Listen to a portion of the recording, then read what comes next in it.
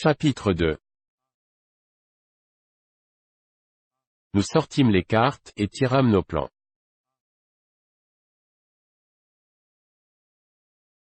Nous partirions le samedi suivant de Kingston.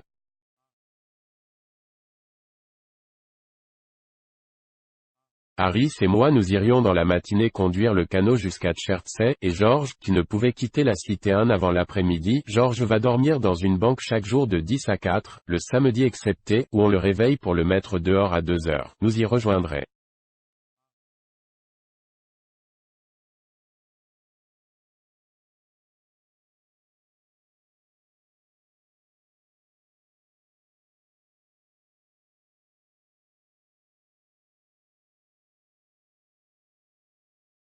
Devrions-nous coucher sous la tente ou dans les auberges?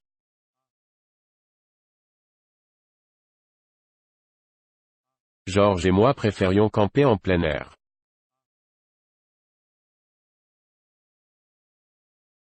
Ce serait si sauvage, si libérateur, d'une simplicité biblique.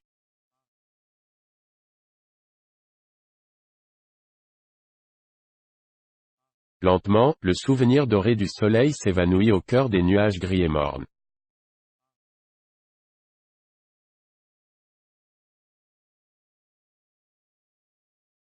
Silencieux comme des enfants tristes, les oiseaux se sont tus, seul le cri plaintif du coq de bruyère et le croassement rauque de la corneille troublent la paix vespérale des eaux du fleuve où le jour mourant exhale son dernier souffle.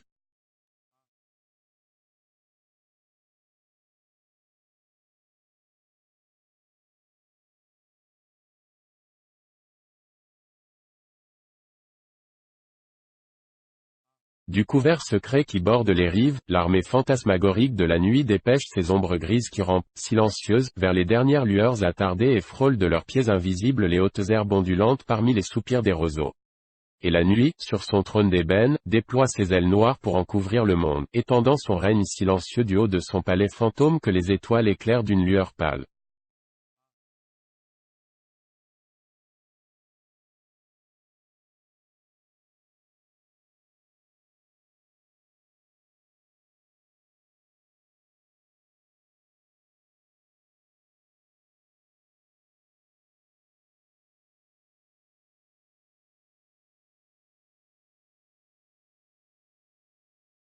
Alors nous abordons dans quelques criques paisibles, nous dressons la tente, préparons puis mangeons un souper frugal.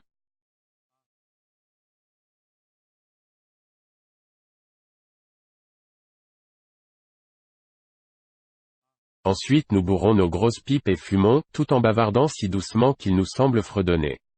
Nous nous taisons parfois, et le fleuve, qui joue alentour de l'esquif, chuchote ses histoires de jadis, ses secrets, entonnant tout bas la vieille mélopée enfantine qu'il chante depuis toujours, et qu'il chantera encore dans 1000 et 1000 ans, avant que sa voix ne vieillisse puis se casse, une chanson que nous, qui avons appris à aimer son visage changeant, qui si souvent nous sommes laissés porter dessus son sein fluide, croyons comprendre un peu, bien que les mots nous manquent pour exprimer ce qu'il nous conte.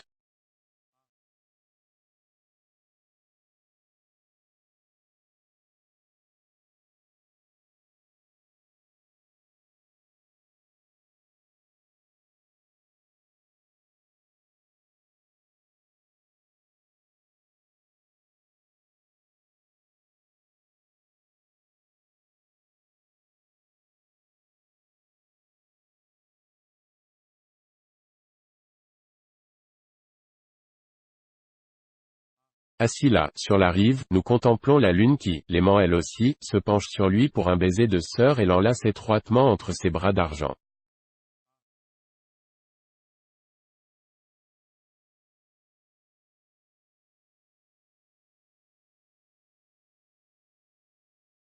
Et nous le regardons couler, chantonnant et murmurant sans cesse, à la rencontre de sa reine, la mer. Nos propres voix bientôt se taisent, nos pipes s'éteignent, et nous, jeunes gens bien ordinaires, tandis que monte en notre esprit un flot de pensées mi-douces, mi-amères, n'éprouvons plus ni désir ni besoin de parler. Il est temps alors de nous lever en riant, de secouer les cendres de nos pipes encore tièdes, de nous souhaiter « bonne nuit » et, bercés par le clapotis de l'eau et le bruissement des feuilles, de nous endormir sous les étoiles et de rêver que la terre est redevenue jeune, jeune et belle comme elle l'était avant que les siècles perturbés et fébriles eussent ridé son beau visage, avant que les péchés et les folies de ses enfants eussent racorni son cœur, aimable comme elle l'était au jour lointain où, jeune maman, elle nous dorlotait, nous ses petits, contre son sein profond, avant que les séductions d'une civilisation factice nous eussent arrachés à ses tendres bras, avant que les ricanements empoisonnés du faux et du clinquant nous eussent fait renier la vie simple que nous menions avec elle, dans la demeure somptueuse où l'humanité naquit, voici des lustres et des lustres.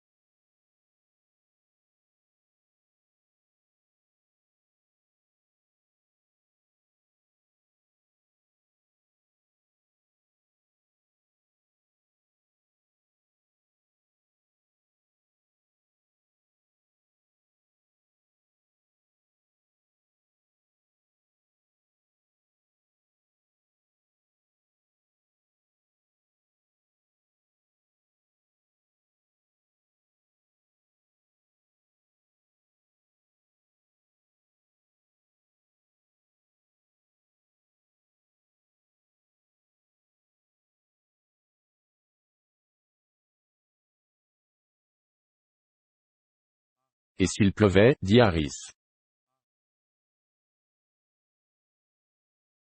Impossible d'élever Harris vers les hauteurs.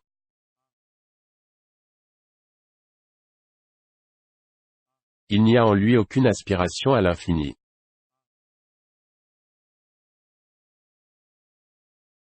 Harris ne pleure jamais, sans savoir pourquoi.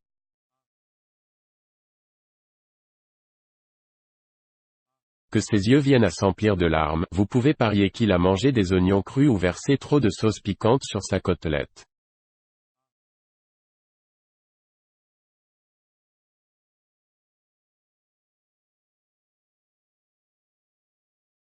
Si, d'aventure, un soir, vous vous trouviez au bord de la mer avec Harris et lui disiez.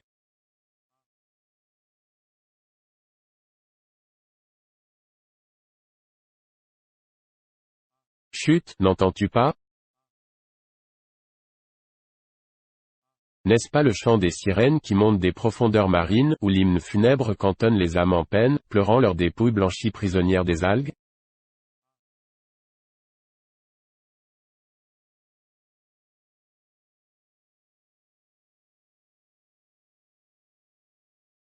Harris vous prendrait par le bras et dirait. Je vois ce que c'est, mon vieux.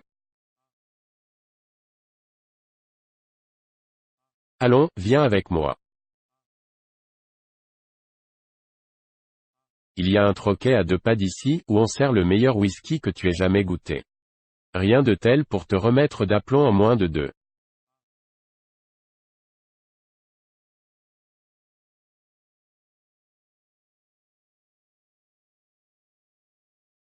Harris connaît toujours un troquet à 2 pas d'ici où la merveille des merveilles vous attend au fond d'un verre.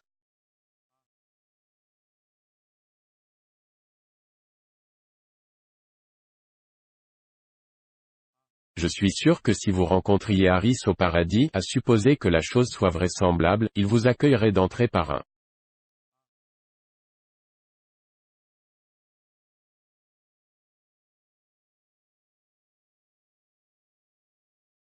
Bienvenue à bord, mon vieux, j'ai déniché un troquet à 2 pas d'ici où on te sert un nectar à faire damner les anges.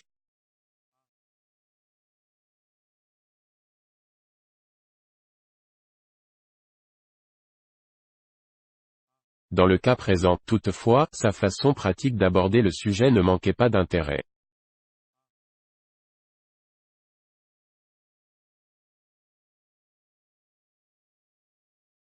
Camper en plein air par temps de pluie n'a rien d'agréable.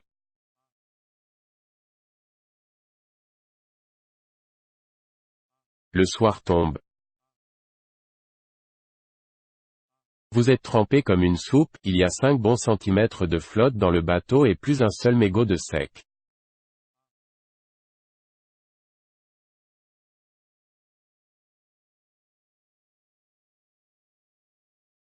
Vous trouvez enfin un endroit un peu moins fangeux que les autres où débarquer.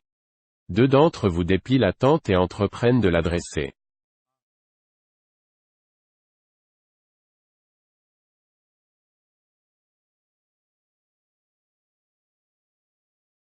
La toile ruisselle et pèse. Elle claque au vent, s'abat sur vous, s'entortille autour de votre tête et vous sentez la crise de nerfs qui pointe.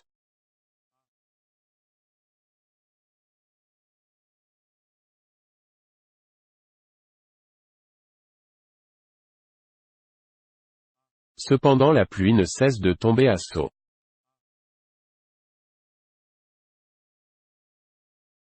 C'est déjà assez difficile de dresser une tente par temps sec, dans ces conditions, cela tient de la prouesse et du calvaire.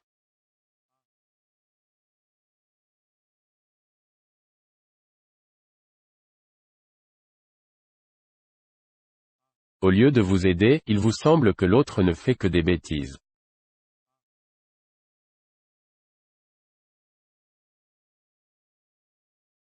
À peine venez-vous de disposer impeccablement votre côté, qu'il tire un grand coup du sien, et tout est à refaire.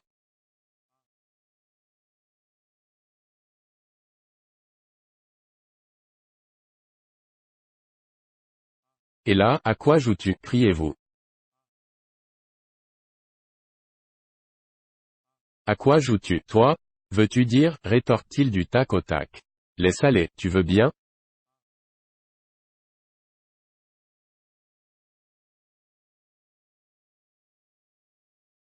Mais ne tire pas comme ça, tu as tout démoli, espèce d'andouille, lancez-vous.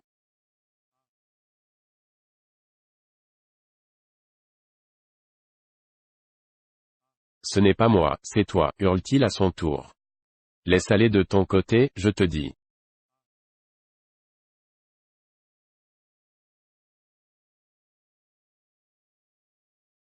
Et moi je te dis que tu as tout démoli, grondez-vous, regrettant de ne pas être plus près de lui. Tu as tiré si fort que tous les piquets sont arrachés.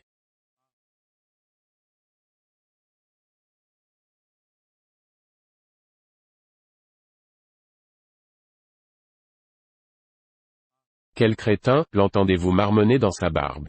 Survient une secousse brutale, et votre côté vous échappe.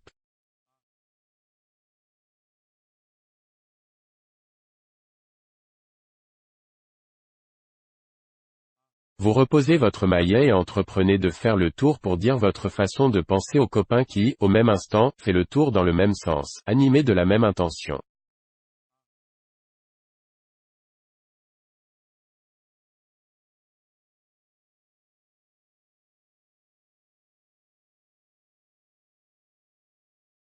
Et, vous injuriant l'un l'autre, vous vous poursuivez autour de la tente qui finit par s'effondrer lamentablement et vous laisse face à face, à vous dévisager par-dessus les décombres. Vibrant de la même indignation, vous vous écriez alors tous les deux à la fois.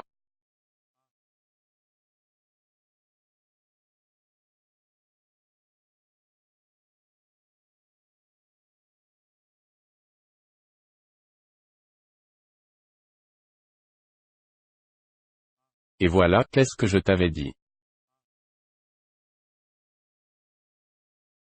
Cependant, le troisième compagnon, qui avait charge d'écoper le bateau et qui en revient les manches trempées et la voix enrouée d'avoir juré tout seul sans discontinuer depuis 10 minutes, voudrait bien savoir, par tous les diables, à quoi vous vous amusez et pourquoi cette foutue tente n'est pas encore debout.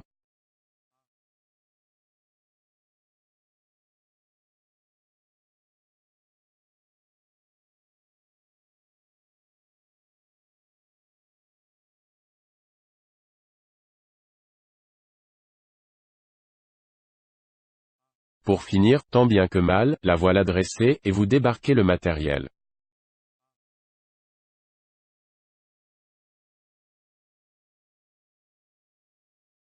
Il est hors de question de faire un feu de bois. Vous allumez donc le réchaud à alcool, autour duquel vous vous rassemblez.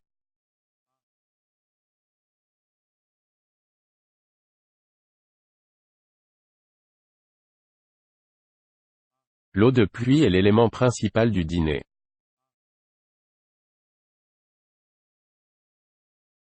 Le pain en regorge, le beefsteak y baigne, et la confiture, le beurre, le sel et le café s'y sont dissous en un curieux potage.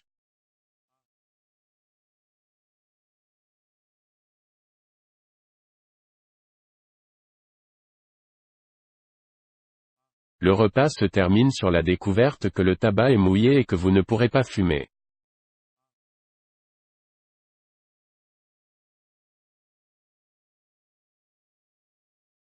Par bonheur vous avez une bouteille de remontant, le bien nommé, qui, pris à la dose adéquate, vous redonne suffisamment le goût de vivre pour que vous parveniez à vous coucher.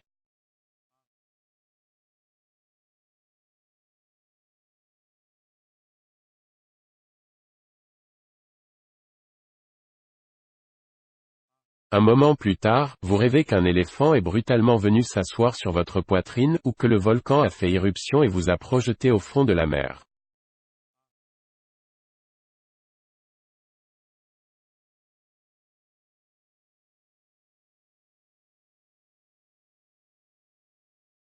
Vous vous réveillez avec l'idée qu'une terrible catastrophe a réellement eu lieu.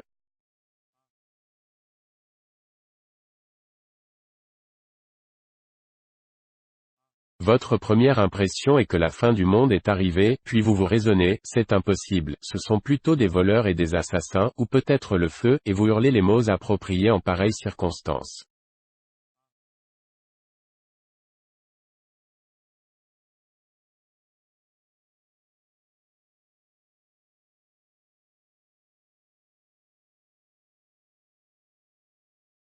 Et là, aucun secours n'arrive, et tout ce que vous savez, c'est que des milliers de coups de pied s'abattent sur vous, et que vous étouffez.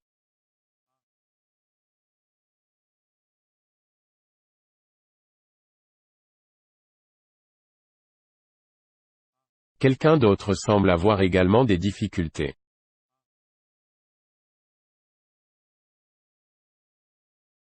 Ces cris affaiblis vous parviennent de sous votre lit.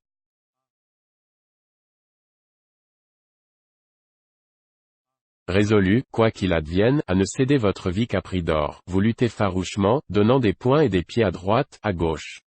Soudain, une résistance cède, et votre tête émerge à l'air libre.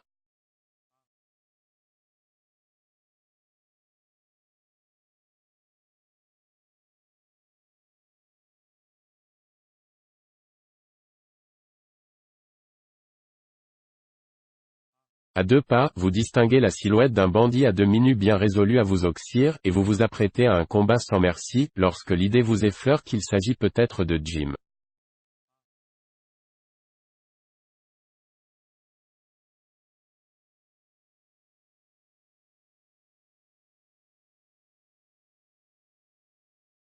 Tiens, c'est toi, vous dit-il, vous reconnaissant au même moment.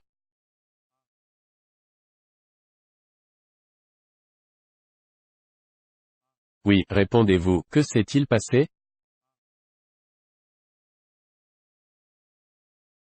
Le vent a dû renverser cette fichue tente. Où est Bill?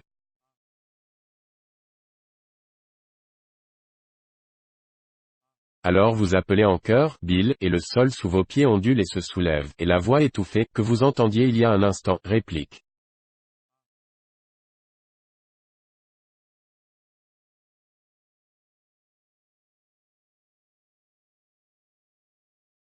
Vous ne voyez donc pas que vous me marchez dessus.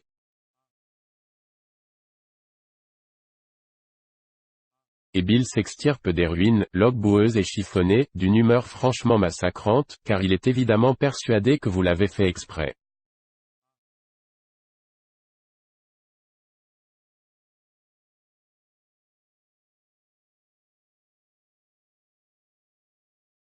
Le lendemain matin, le rhume attrapé la nuit vous a ôté toute voix, cependant que les événements nocturnes vous ont doté d'une forte dose d'agressivité. Et vous passez votre petit déjeuner à vous chuchoter péniblement des injures.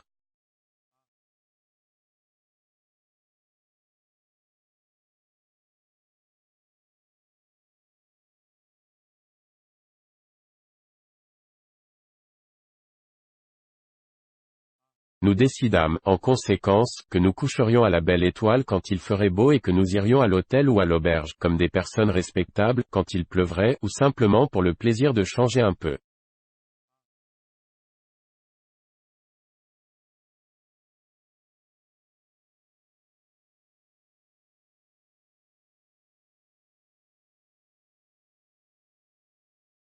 Montmorency salua ce compromis avec enthousiasme.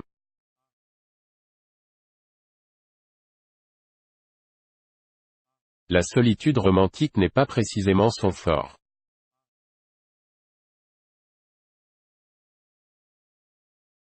Que l'atmosphère soit à la gaieté et même au tapage, et il frétille de tout son poil.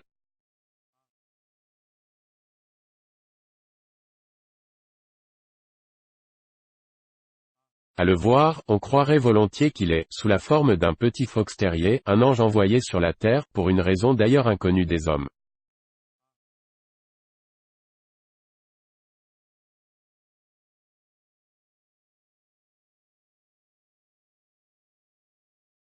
Montmorency vous a un de ces airs de «Oh, que ce monde est terrible et comme je voudrais faire quelque chose pour le rendre meilleur et plus noble» qui a déjà fait pleurer plus d'une pieuse et vieille dame, et plus d'un noble vieillard.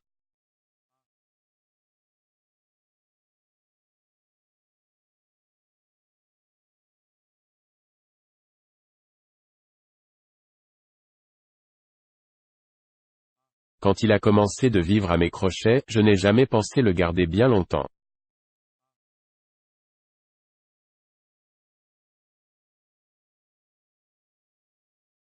Souvent, je le regardais, assis sur le tapis, les yeux levés sur moi, et je me disais, ce chien ne vivra pas.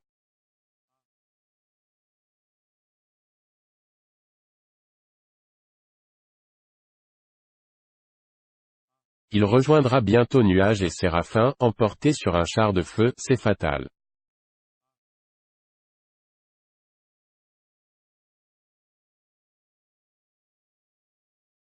Mais après que j'eus remboursé la douzaine de poulets qu'il avait égorgés, après que je l'eus tiré par la peau du cou, grognant et gigotant, de 114 bagarres de rue, quand une mégère m'eut traité d'assassin en me brandissant sous le nez la dépouille de son pauvre chat, quand mon voisin m'eut poursuivi en justice pour laisser en liberté une bête féroce qu'il avait assiégée plus de 2 heures durant par une nuit glaciale dans sa remise à outils, d'où il n'osait plus sortir, et quand j'eus appris que le jardinier avait, à mon insu, gagné 30 shillings en l'engageant dans des concours à tuer des rats, alors je songeais que, tout bien pesé, Montmorency avait une espérance de vie des plus normales et que le ciel risquait d'attendre encore longtemps le retour de son ange.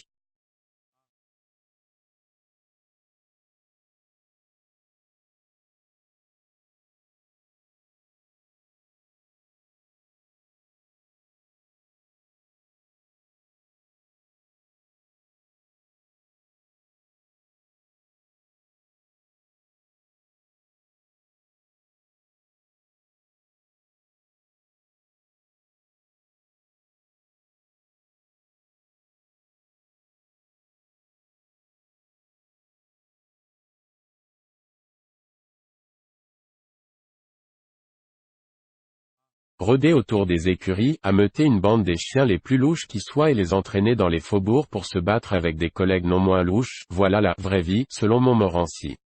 C'est pourquoi, comme je l'ai dit, celui-ci accueillit avec enthousiasme la perspective de loger dans les hôtels et les auberges.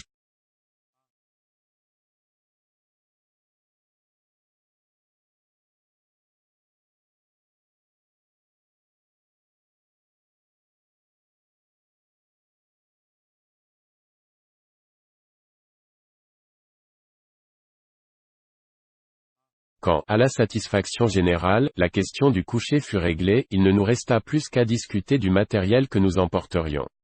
Nous venions à peine d'entamer le sujet, que Harris déclara qu'il avait sa dose de palabres pour la nuit, et nous proposa de sortir nous détendre un peu, ajoutant qu'il venait de découvrir un troquet à 2 pas d'ici, où on servait un whisky irlandais qui valait le déplacement.